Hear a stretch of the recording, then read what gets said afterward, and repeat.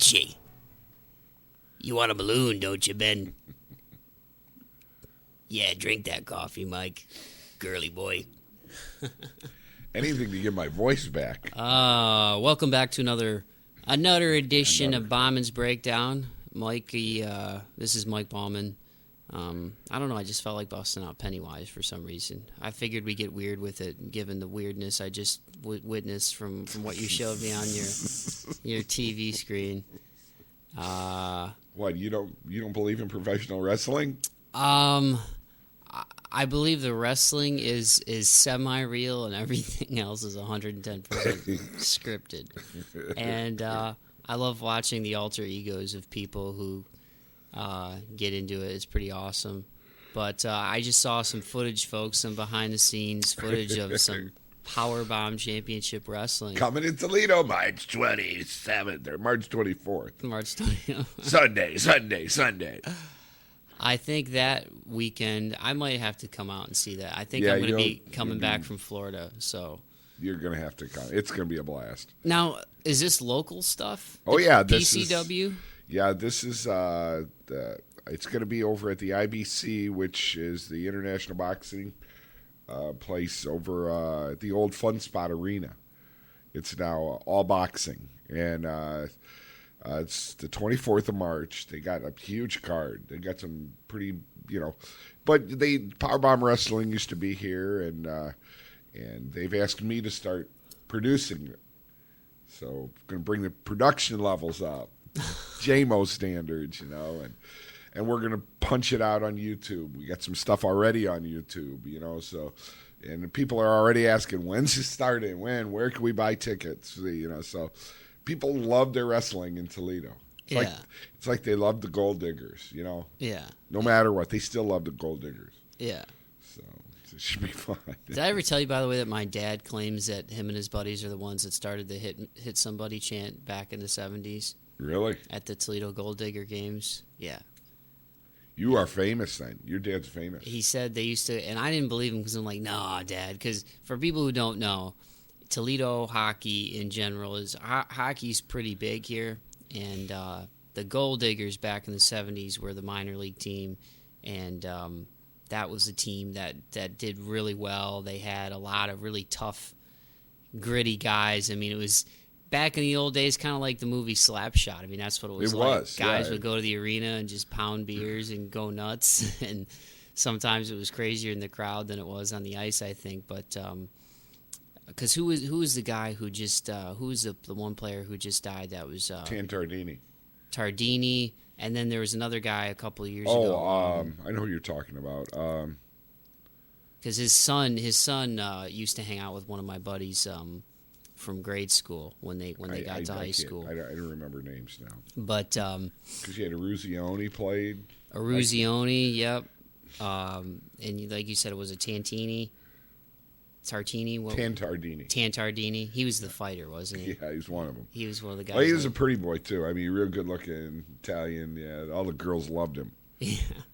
But they used to go to the games back in the day. My dad and my uncles and all their buddies, and have a few adult beverages and go down on the glass, and they just started screaming, "Hit somebody." And like I said, this is all, I obviously wasn't alive yet. This is probably 10, 15 years before I graced this planet. And they used to say, "Hit somebody." Apparently my dad and my uncles and his buddies, they all used to say that. They were the ones, according to my dad, who started it. This is claim to fame. But now, ever since then, "Hit somebody" has become a staple at Toledo hockey. So when they don't hit anymore. When the Toledo Storm were around, that was the previous ECHL team for 20-some years. They national anthem right before the last verse. Everybody in the whole arena says, "Hit somebody." And it's funny because sometimes there's been people who've come here and done the national anthem and not known that, and they just kind of kept going. But everybody says, "Hit somebody." So they even have T-shirts with that on it now with the new team, the Toledo Walleye, who they came to be in 2009 because we didn't have ECHL hockey in Toledo for a couple of years. Right. Was it Reeder? Not Reeder, Reeker. I know the name is something like that. The one guy who died. who played for the Gold Diggers. This is bad radio. I'm like, this guy's name, I can't remember. Bill Smith. Bill Smith. But yeah, hockey's huge in Toledo. And the footage I just saw of PCW kind of reminds me of some of the Scary Larrys that were probably hanging out back in the day at the Gold Diggers games. And I had a lot of memories from Storm games growing up. Basically, folks, if you can picture just a hot box full of just, cheap beer, cigarettes, and about, what would you say Sports Arena was, about 6,500 seats, if that? And... yeah, that's probably about right. I think it was 6,500. And it was on the east side of Toledo, right across the river. And I used to love going to games growing up with my dad. It was awesome. It was fun. He would take me and my brother. And, Pop was like a treat in our house. Greeter. There you go. Greeter, yeah. Greeter. Yeah, he died a couple of years ago. He was a really good player for the Gold Diggers. See, I knew I'd get it, baby. All right. But we used to go to Storm games all the time growing up. And... this arena, folks, the Toledo Sports Arena, teams, it was like the black hole. Like, you went in and you didn't know if you were coming out. Like, people got rowdy. I mean, it wasn't like, it was nowhere near what it was, like, I'm sure back in the Gold Digger days, but it was fun because, when I say the black hole, like, picture, like, Oakland Raiders type of atmosphere. Yeah. In terms of, but without all of the theater, without, all the makeup and, like, everybody looking like, just totally in full go, like, you just had people there that were just nuts about Storm hockey, and they hated the other team and they hated the refs. Like, every ref that ever did a game at the Sports Arena, their name might as well have been Boo Boo, because they came on the ice and, like, your officials tonight are boo. People just... hated the refs, hated the other team, and I got to give a shout-out to my buddy Dave because he's a huge hockey fan, my buddy Dave Nowak, and he kind of grew up the same thing, going to Storm games all the time. But if you can picture an arena that was very old and all the seats were right on top of the ice, it was literally, the place was shaped basically just like a big, it was like a big box, and you just had a hockey rink right in the middle. Yep. All the seats were right on top of the ice.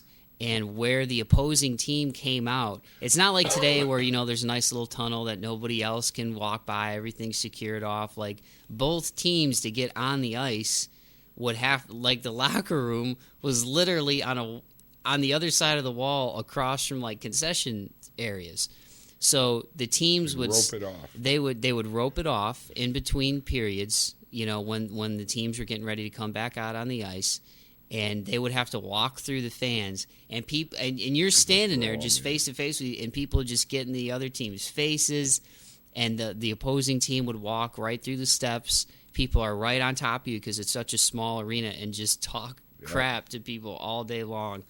And so other teams hated to play at Toledo because they knew they were getting themselves into a pretty rowdy atmosphere.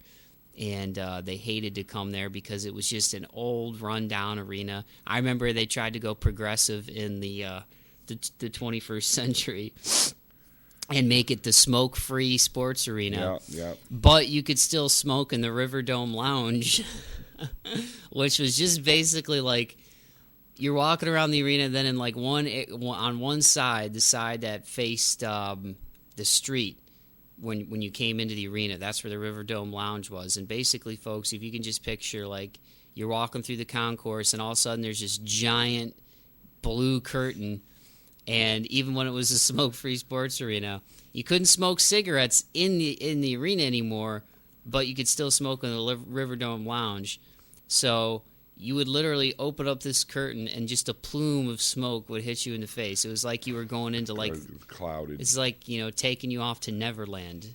Only it was a Nicotine. Neverland filled with nicotine and cigarettes and cheap beer and interesting people. Scary Larrys, as my mother would probably refer to them. A couple of my friends met their wives in that smoking lounge. I kid you not. Are they still married? Yeah, still married. Still married. But Storm games, God, man, that's bringing me back. It was a lot of fun. But it was, like I said, it was like, if you've seen the movie Slapshot, if you've seen that movie, that was the flavor that these games had. It was just rowdy, it was intense, and I saw a lot of great games there. And the Toledo Storm were affiliated with the Detroit Red Wings for a really long time. So actually, you got to see, some of those guys, get chance with like the Grand Rapids team. I think they're the Griffins, I believe. Yes. And that's like the AHL team that's affiliated with Detroit. So you'd see guys come down and go up all the time. And I remember Kirk Maltby's little brother was with the Storm for a little while. Mm-hmm. And then you had guys like Deasley who, would fight all the time. He was a beast. Nick Perillo. That's when I was a part of the Storm. That's when I was doing the Storm Report. Oh, for real? That's how I got my start. I did the Storm Report for like 5 seasons. You never told me this. That's how I got started. Yeah, me and Chief and Mark Kelly and that's back. That was back when the early '90s. Yeah, and what's his note? The head coach now. Nick Vitucci. He was the goalie. Yeah. He was the goalie, and it was Maltby. Trying to remember some of the guys that were on. That was a great time. Deasley was a monster. Yeah, I remember he used to fight everybody. He lived out in Sylvania. Good guy. I think he ended up becoming a realtor, didn't he? Yeah. Mm-hmm. I don't know if he's still in this area, but Nick Perillo was a tough guy, too. He was about 5'9", 5'10", used to just beat the snot out of everybody. They don't fight. It ain't like that anymore. No. They've tried to make it, I think, more family-oriented, because, like I said, the sports arena, that was not... I mean, it put hair on your chest as a kid, because you would see some... Actually, I saw, I still remember just one game we went to. It was like a Thursday night. It was a school night. And my dad's like, you guys want to go to the Storm game? I'm like, yeah, hell yeah, we want to go to the Storm game. But we were, my parents were always good about making sure we were in bed by like 10 o'clock or whatever. So the game ended up going into overtime, and we left at the end of the third period. And at the time, they were playing the Columbus Chill, which obviously Columbus, Ohio is only like a 2.5 hour bus ride from Toledo. And they used to get in some pretty scrappy games, and also the Peoria Rivermen, who have been in the AHL for a while now, because they had such a great fan base and were a really good franchise. But when they were in the ECHL, they always used to have tough games with the Storm too. But the Columbus Chill, it would always get really physical, and the Storm had a couple of guys at the time, and I think that was right before Deasley and that whole wave of guys kind of came in, but they went to overtime, and somebody scored a goal, and one of the guys, or actually I think went to overtime, then went to a shootout, and in the shootout, one of the guys from the Columbus Chill started saying something to the fans or whatever, and I think the guy from the Storm came out of the penalty box, and started just beating the crap out of him. So I was like, Dad, why did we leave? Because the radio announcers would always get into it. I don't know who was doing the games at the time, but it was great, man. It was a lot of fun. And now they have the Walleye, and the new arena, the Huntington Center, is beautiful. And they've made it more family-oriented. But you still see guys fight. And Vitucci, who coaches the Toledo Walleye, as Mike just said, he used to play goalie for the Storm. So, even though everything's family-oriented, he still brings that toughness to the bench. And I know the last couple of years he's tried to toughen up the team a little bit more. And actually, they're playing pretty well right now. Yep. I think they're second in their division. So they've won like 6 or 8 in a row. Yeah. It's good times, man. Good times. And actually, this is the perfect time to be talking about some hockey, because the guy that you're going to be hearing from today is actually Canadian. And I know us ignorant Americans, that's all we think of when we think of Canada is beer and hockey. There's actually a lot more going on up there than just beer and hockey. A lot of music. They're not very different from us, and there's a lot of great music up there. But hey, before you go there, I got to say one thing. Yes. Did you watch the Grammys last night? I did watch it. I missed the one thing I wanted to see, though, which was Sting and Bruno Mars, and I think Frank Ocean. They did a tribute to Bob Marley. Did you watch that one? Did you watch when Frank Ocean sang his song near the end of the night? Yeah. Did you watch that? Mm-hmm. Was that the worst performance you've ever heard? Out of key, not playing the keys right. It was like they had that video set up, so it was like it was his legs. Yeah. Except it was a video and he was doing it and he was playing. Yeah. I have never. I only watched it because it was a train wreck. It was that bad.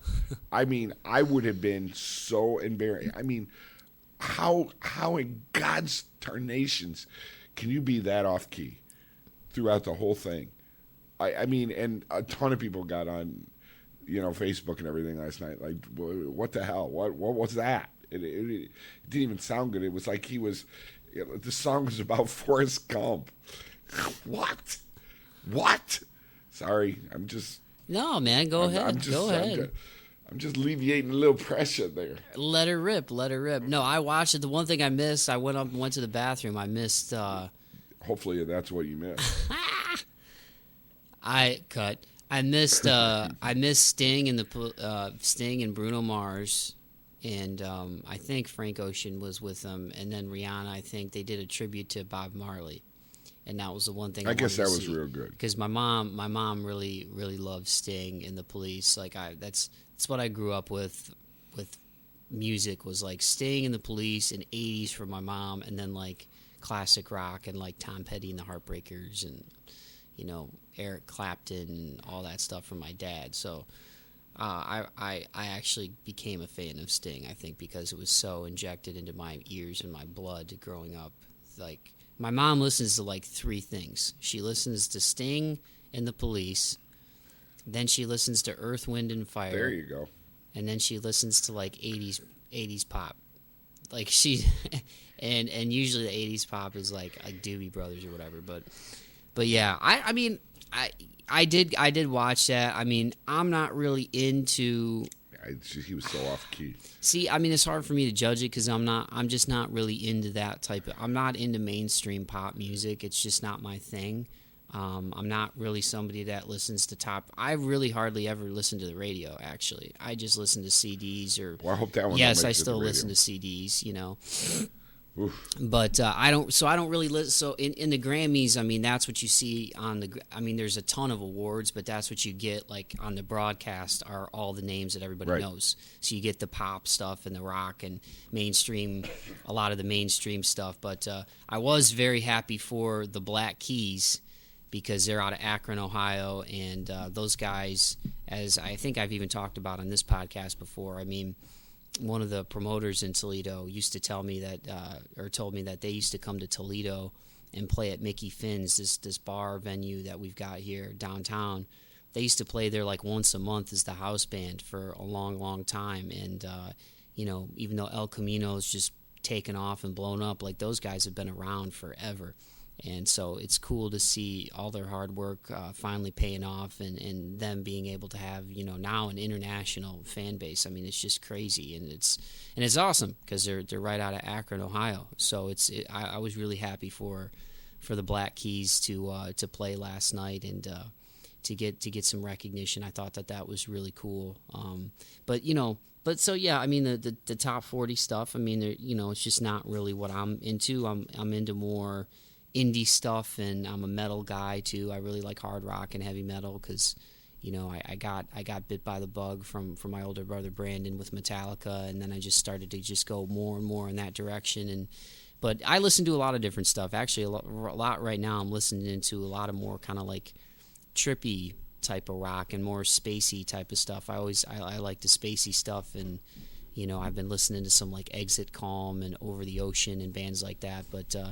But yeah, I mean, for the most part, I thought it was good. But yeah, I mean, that's what you get, Mike, on the Grammys is you get all the stuff that everybody's familiar with. You get the Justin Biebers and the Justin Timberlakes and the Jay-Z's and the Frank Oceans and I don't know. I mean, but I watched. I mean, it was cool like how they did that. I thought it was cool how they did the video stuff and all that. But I mean, it didn't really do anything for me just because I'm not into that type of music. Right. You know what I mean? I mean, songs about Forrest Gump just don't make it for me. See, and I don't know what... I didn't get it. That's like something I'd have to listen to a couple, because they told me it was like Forrest Gump. I was like, really? And then the video was just like a bunch of people running down a road out, and like it looked like they shot it. I mean, everything's shot in L.A., so it looks like they just went out kind of off the cuff out in the desert almost. I didn't really... My only complaining bitch was the fact that he was completely out of the key. Yeah, you're at 20 minutes there, brother. Tell me who you're talking about this week.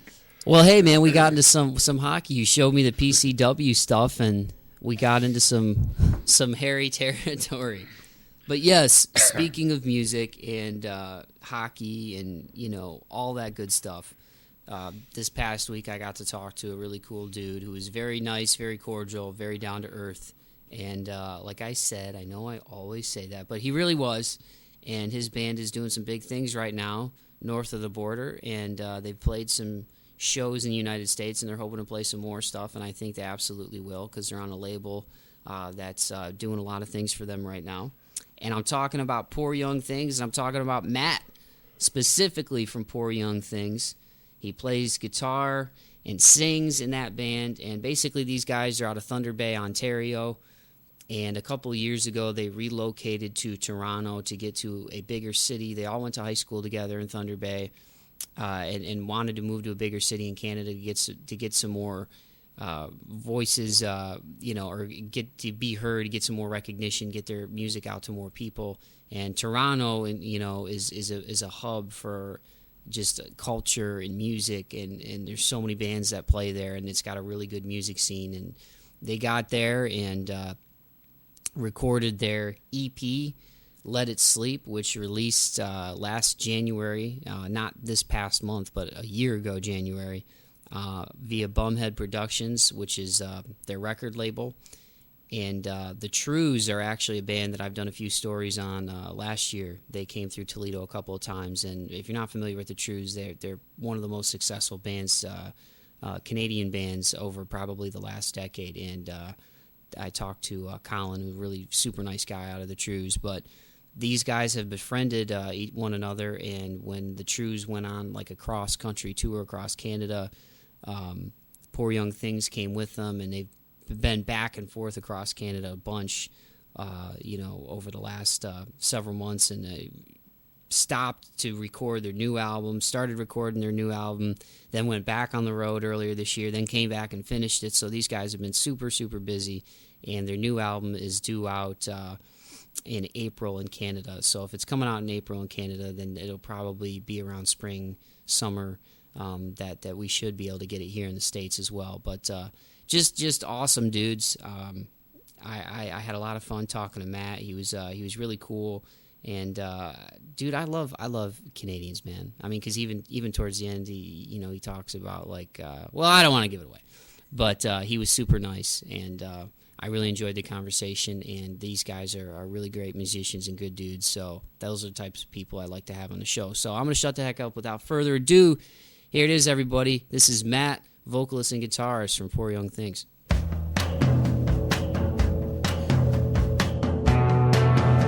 Dude, I just want to say thank you for taking some time. I appreciate it, man. Hey, man, me too. Thanks for doing the interview. For sure.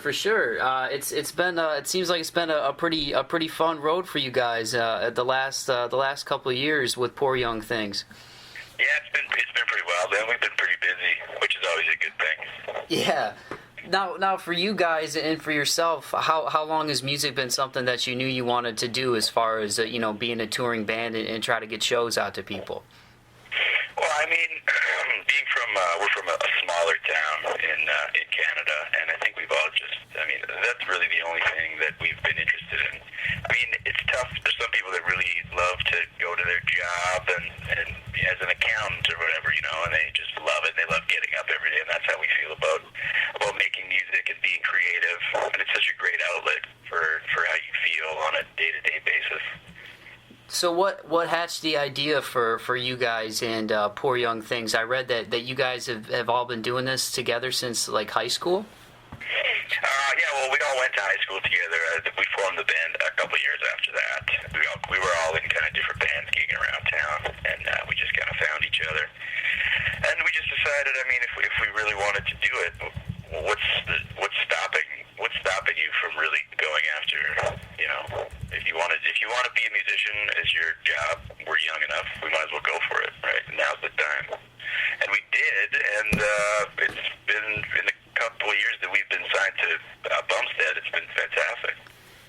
Yeah, so for you growing up, what artists or musicians really influenced you? Did you come from a musical household, or was it something that you just kind of got into on your own? Well, I have 2 older brothers, and I have 4 older cousins. And I'm the youngest of 7 grandkids, all boys, and they were all into music. So we used to go to our camp on the weekends, and everybody would have their guitars around the fire, and they would always be playing. So I think that had some kind of effect on me. I mean, I've always been around it. My parents have lots of records. Everyone in the band's parents have lots of records. So it's I think it's a really important factor in kind of our love for music. So, at what point did you guys decide to go to Toronto? Like, how far into Poor Young Things did you make that decision? Because you guys were thinking about going across the country to Vancouver, right? Yeah, I mean, here there's it's either Vancouver, Toronto, Montreal, and Halifax on the East Coast. And the East Coast seems to have their own kind of. It's almost like a clique, but they're really welcoming, but it's like all those bands know each other, you know what I mean? Yeah. So we decided that Toronto was probably, the closest place to where we originally were from. It's like only 16 hours away, and it's the hub of entertainment in Canada. So we just decided, that's the place we have to be. We would have loved to go to Vancouver because it's way nicer. The weather's way nicer, that's for sure. But I mean, yeah, Toronto is like it's the New York of Canada, I guess. I've heard they're both really cool cities. I've been into Canada, but we didn't go that far up when I was a kid. We were in Ontario, but it was I think it was like around Lake Leelanau. I don't know if you know where that's at, but yeah. Yeah, well, that's cool. But what did you come up here for? Just it was vacation when I was a real little kid. Because actually, where I'm at in Northwest Ohio, it's you've got Detroit, so Canada is like right across from Detroit, the bridge. But like going into Canada, we just went there for vacation. But it was cool up there. I liked it. Yeah, man, it's a really cool spot, and it's not that different than. Yeah. What you guys got going down? Yeah. And actually, last year I did a couple stories on the Trues, who I know you guys are pretty tight with. I talked to Colin a couple of times when they came through Toledo, and right. Did that kind of have a role in you guys going to Toronto as well? Because I know that's kind of like their main hub too, isn't it? Yeah. Well, I mean, their keyboard player Jeff is actually from Thunder Bay, the town we're from, and he was one of the other reasons that we decided to go to Toronto. He said, "You got to come here. This is like the epicenter of it all, and if you do come here, I can help you out." Which was like, "Oh my God, that's amazing! This guy's in like a big band, and he wants to help these shitty little dudes out." And he did. Like, he was the guy that showed. He did some demos with us, and he showed it to Bumstead, and that's how we got on here. Yeah, I mean, what is that like when? Because obviously you're going to a much bigger city, like you said. It's kind of like like somebody from a small town here going to like New York or Chicago or a big city in America and trying to make a name. I mean, having a friend like that to help you out, I gotta imagine that feels pretty good when you're going to a new place. Because he kind of hooked you guys up. Was with it John Drew? Yeah, it was pretty crazy. I mean, we're so lucky to have had things fall into place like they have. There's a lot of bands that just tour and tour and tour forever. And touring Canada that's tough, man, because everything is like 8 hours apart. Like in the States, you can drive from Chicago to Bloomington to whatever. I mean, it's so close. But here, you're doing like a show, and then you drive 12 hours, and then you do another show, and then you drive 6 hours. You know what I mean? Yeah. So it's like there's lots of bands that just do that for 10 years, and nothing ever comes of it. And we moved down here. We got things rolling right away. Within a year of moving to Toronto, we were signed. And it's pretty incredible. So how long you guys been in Toronto now? Like 2 years, 3 years? I think 2.5. Do you ever wonder what it would have been like had you guys gone to Vancouver? Yeah, I do. I think that Vancouver is kind of. I know that there's a lot of the venues are closing down now, from what I'm hearing, and it's a different sound. Like Vancouver is kind of like the what's the word to use?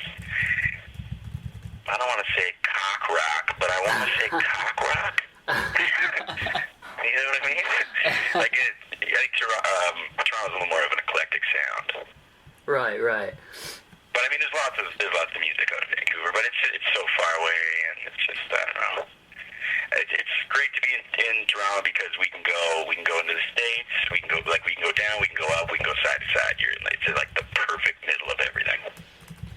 So what was it like when you guys met when you met John and he was just like, hey, you know, I would love to do your demo with you guys. Is that kind of how it went? Well, we got signed to Bumstead. They were asking us who I guess just on a lark. They were like, what are your dream producers? So we had this big list of like people we'd never ever thought we would ever get to listen to. And we loved John. He did, Tokyo Police Club and Fucked Up and the Arkells album Jackson Square.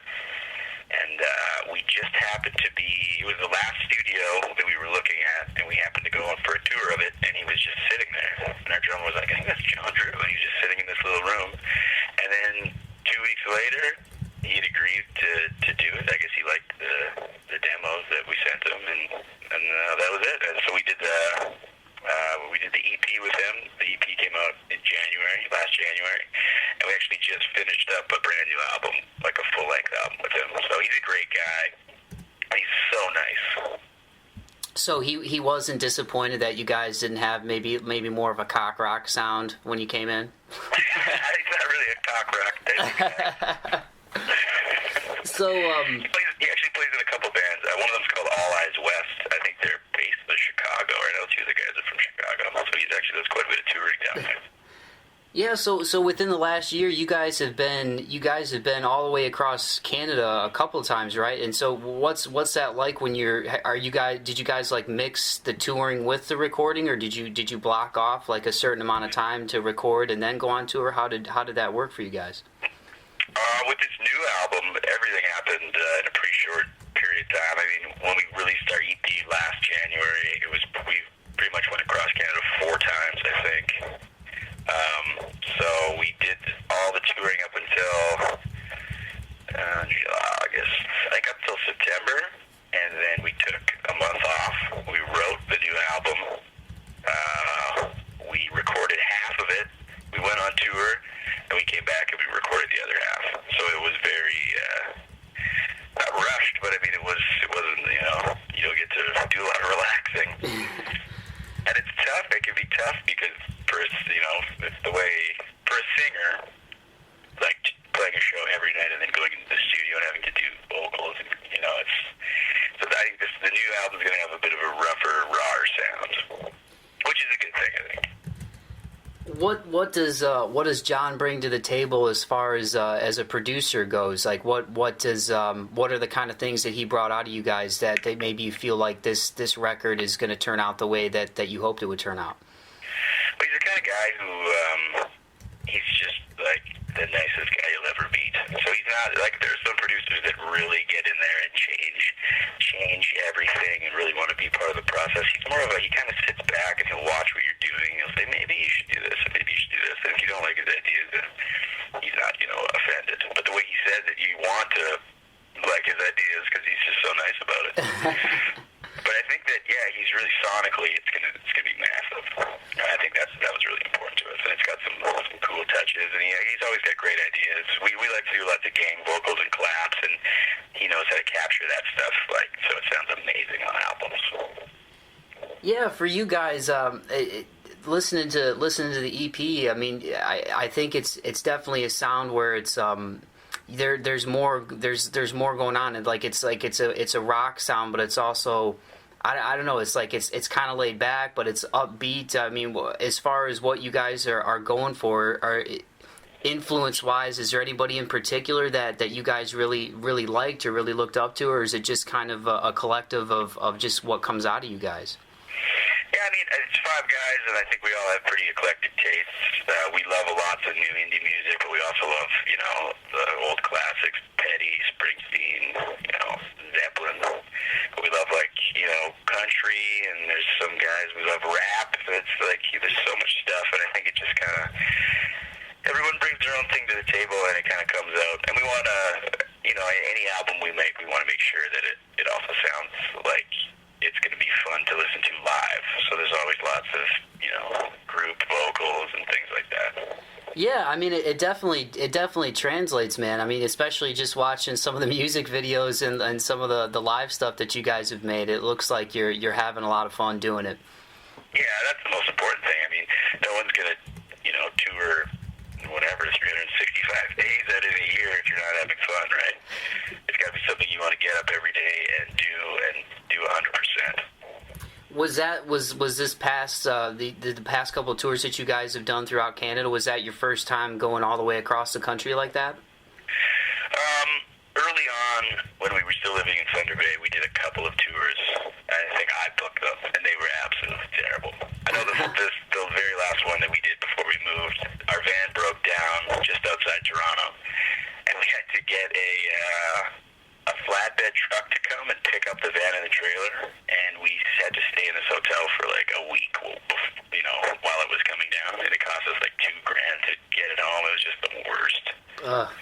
And it's so cold, like the winters were so cold. I mean, that was like the worst experience. That was almost as bad as we just got back from, we did Chicago and Bloomington on the weekend. And when we were driving through Michigan, we hit a batch of black ice, and we spun out into the ditch. That was almost another, it was almost game over. I think the trailer is the only thing that kept us from not flipping over. Gosh. But we were able to just drive out of the ditch and keep going, so. Yeah, that's good. Nothing's going to slow us down, man. Now, for you guys, I know you were also recently nominated as one of Sirius XM's Emerging Artists of the Year. What's it like to get that type of? I mean, win or lose, I gotta imagine that's pretty awesome just to have that type of exposure. Oh, absolutely. I mean, the other bands that are in the categories, it's pretty wild. Like, there are bands that are playing at Massey Hall here in Toronto, which is a huge place, and it's just very cool to be recognized in the same vein as those other bands. And it's really surprising. Like, I would never ever expect anything like that. Yeah, I mean, I think a lot of the internet stuff and everything obviously now is kind of where things have been going. So to have Sirius, who's on like an international scale, basically, I mean, that's pretty awesome. Yeah, Sirius has been incredibly supportive, and it's always good to have somebody like that in your corner.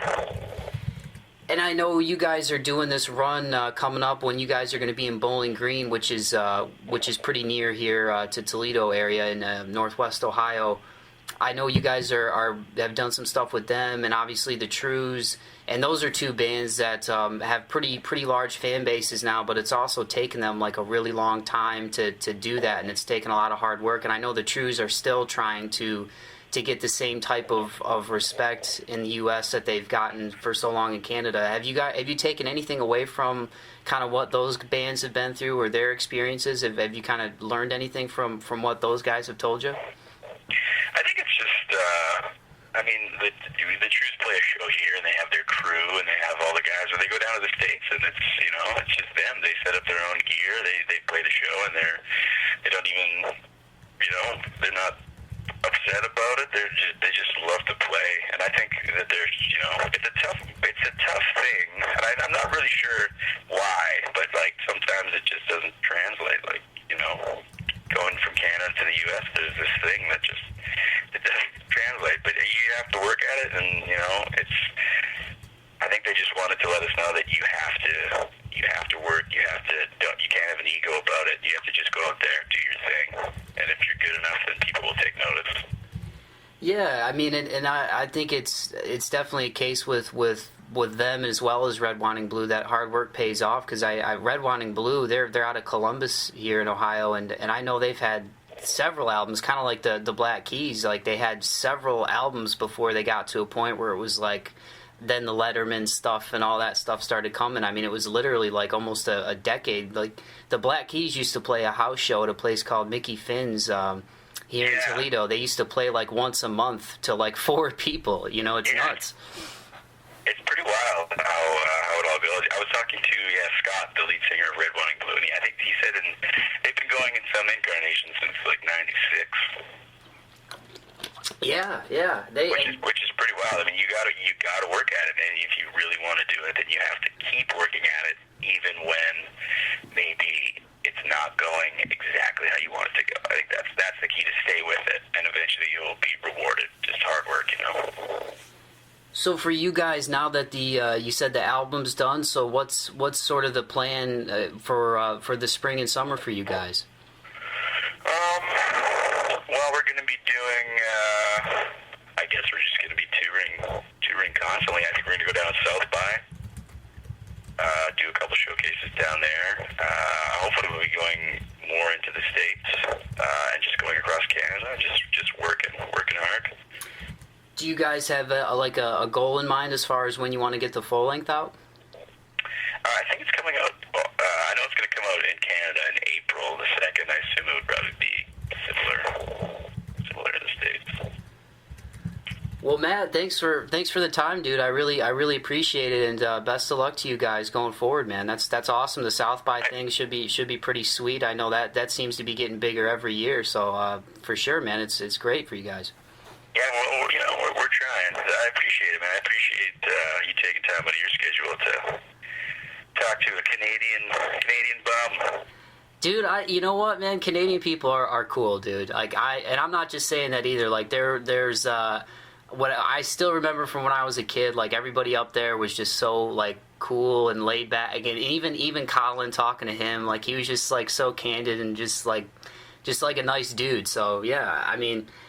Anytime I can do stuff on bands who are trying to get some more exposure or anything like that, it's always cool. You know, I think Toledo's got a good little local music scene going now. So anytime I can do the local bands, it's cool. And you know, you guys are doing some stuff right now. So it's anytime I can try to help out and get people some press, it's always awesome. You know. Oh, we definitely appreciate it, man. This is White Lightning. You took my belt once. You're not gonna take it again. I wake up every... Oh, wait. Excuse me, sorry. This isn't PCW. Welcome back. My failed attempt at here. No, Mike's laughing. See, now you got me in wrestling mode, because when I used to watch those promos when I was a kid, man, I used to get like real into that. Man. Me and my brother used to stay up late. We were supposed to be in bed by like 10:30, and I would get so ticked off. And it's when you're a kid and you're super naive. And this is 10, 15 years ago, you know. So that was when there was, WCW, which is gone. Now it's like TNA and WWE are the two big ones. Right. But my favorite wrestler was Sting, because he wore face paint, and he wore black, and he had that big long black like trench coat on, and he had that black bat, and he would come out of the rafters, the lights would go out, and he would just start taking names and kicking ass. I'm like, yeah, Sting, because he was like dark and mysterious and just awesome. But we always used to stay up late, and when you're a kid, you're naive. You always think, because then the title match comes on live on Monday night. You know what I mean? And there would always be somebody who would interrupt the match, and me and my brother would be like, damn it, like every single time, and we'd stay up till like 11 watching this crap, and then like there'd always be somebody so tune in on Thursday night for SmackDown and all, you know, and then that would happen again. Then somebody would the fights were always getting interrupted. Somehow the referees would always get kicked in the face and get knocked out just long enough so they wouldn't see it get interrupted. Then some moron would come in there and bash a guy in the head, and then you wouldn't get to see a fair fight. I mean, it happened all the time. But yeah, Sting I love Sting, and that was right when Hulk Hogan, they convinced him like that going bad would be like a good thing, and so then you had the New World Order, the NWO, and then you had the NWO Wolfpack, and the WCW, and then the WWE, which was still the WWF at the time. They had Stone Cold Steve Austin and D-Generation X, and I mean there's actually a lot of really entertaining. The storylines were some of them were really good. Yeah. They got real creative, and so it's my one buddy Dave that I mentioned earlier, he still gets into it and watches it, and it's entertaining, it's fun to watch. But now I watch it and I watch those guys do the promos and stuff, and it just makes me laugh because here we go again. Well, just because there's so many people in the stands that like really get it, like they really like if you're the bad guy, like people really think that you're a bad guy. You know what I mean? People are like, boo! You suck. The guy's coming out. Everybody's throwing. And it's like, you guys, he's not really like this. Right, you know what I mean? So that's why I love it, because there's just a lot of crazy characters, both in and out of the ring. And we'll have it March 24th. You'll be able to start watching it. PCW, baby. Coming back. But what you just heard was not PCW. In fact, it was Matt from Poor Young Things, vocalist and guitarist for Poor Young Things. And keep an eye on him, you know. And I hope that's something that maybe draws some of you guys back to Bauman's Breakdown. Isn't just the shenanigans between myself and my fellow Mike brethren that does this show with me, but also just the conversations with some cool dudes and some cool people, and a lot of bands that maybe you're not familiar with, and hopefully get familiar with. I mean, these guys in the last couple of years have really been busting their ass to make a name for themselves, and they're on a good label with Bumhead. They got their new record done, and they're friends with some good dudes up there in Canada with the Trues, who are also busting their asses right now to try to make a name for themselves here in the States, which it's weird why some stuff crosses over and some stuff doesn't, but they're also a really talented band. If you're not familiar with the Trues, go check them out. It's TREWS. But Poor Young Things, I just want to say thanks to Matt, and it was awesome talking to you, man, and thanks to Jeff, who set up the interview for Toledo Free Press. You can check out the print story at ToledoFreePress.com, as always, and yeah, man, it's awesome. These guys are good dudes. When this airs, they will have already played their show here in Northwest Ohio on the 14th, which is Valentine's Day, I believe. They're doing a run of shows right now with Red Wanting Blue out of Columbus, who kind of like the Black Keys, man. It's just been busting their butts for a really long time, and now is finally starting to break on a national level. They were on David Letterman several months back, and also really good dudes and great musicians, and they're doing a run of shows with them here in the States. So it's cool, man. I like it when I talk to down to earth people who want to talk to me, because every now and again you get interviews where, as I've said before, I'm just kind of another notch in the belt that day, and it's something they don't really want to do, and unfortunately those don't always translate so well to this medium. So you haven't heard any of those interviews. But Matt was really cool, and it was a lot of fun talking to him. He was a really nice guy, and I wish nothing but the best for these dudes as they continue to make a name for themselves. And they're not going to have any problem, because they have fun when they play. They do live chants, and they get people involved, and they're just fans of music themselves. They're huge fans of music, and as you heard in the interview, if they weren't having fun, they wouldn't be doing it. So make sure you check them out. Go to pooryoungthings.com. You can get all their updated info there, all their links to all their social media sites, their tour dates, what's going on, their funny videos that they post for updates and what have you. And check them out. I encourage you to check them out after you listen to this show. And keep checking us out, ToledoSportsNetwork.com, ToledoFreePress.com. You can tweet me at mbauman5. And, let me know either how terrible I am or how much you like the show. Either way, it's cool. Maybe you're somewhere in the middle. Maybe you're like, hey, dude, maybe if you just wouldn't ramble so much, we would like you more. But that's what I do, because it's my show, damn it. But thank you, everybody who's been checking it out. It's there's been more people visiting every month, and it's been a lot of fun bringing these to you guys, and I hope I can do it as long as I can. And it's all about sharing experiences and stories and music with people and connecting everybody. So it's awesome that people are listening around, and make sure you subscribe. And if you subscribe, go to iTunes and just rate the show. Hell, even if you give me 1 star and say, this is the worst podcast ever, you know what? iTunes, they still track that as listeners. Ask for that. I'm not asking for it. I'm just saying they still track. If somebody were to give me a 1-star rating and say this is the worst podcast ever, that would still put me on the map as far as somebody listening. Because, if there's comments, then they say, oh, well, there's traffic going to that show. Feedback is good. That's just how iTunes rates it. So subscribe. Obviously, I don't want you saying the most horrible things in the world, like this guy needs to just go whatever. But, I hope you do subscribe if you're somebody who listens to the show a lot. And if you do like it, please rate it, whether you think it's 2 stars, 3 stars, 4 stars, whatever. because then it helps iTunes track the show, and inevitably that will mean it will get more and more people coming to it and listening to it. And I don't want to do that for necessarily my benefit, but just for the sake of, you know, making sure that the artists that you hear on the show get exposed and get more attention, because that's really, at the end of the day, what it's all about. So on that note, I'm going to get out of here. I'm going to let Mikey get some rest because he's under the weather, and I got a couple more days of work ahead of me. I'm going on like 7 out of 8 You right guys now. were all sick for the last 3 weeks. Yeah. Everybody, and it's like waves. Now It's the my turn. trickle-down effect. So I'm going to let Mikey get some rest. But check him out, Poor Young Things, pooryoungthings.com. And on that note, I'll say keep the faith and be kind to one another. Peace.